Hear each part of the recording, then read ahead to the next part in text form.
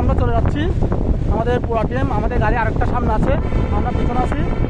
আমাদের প্রিয় নেতা নোয়াখালী উপজেলা বিএনপির বিপ্লবী যুগ্ম আহ্বায়ক নেতা সুজন ভাই অলরেডি আমাদের উনি সামনে আছেন।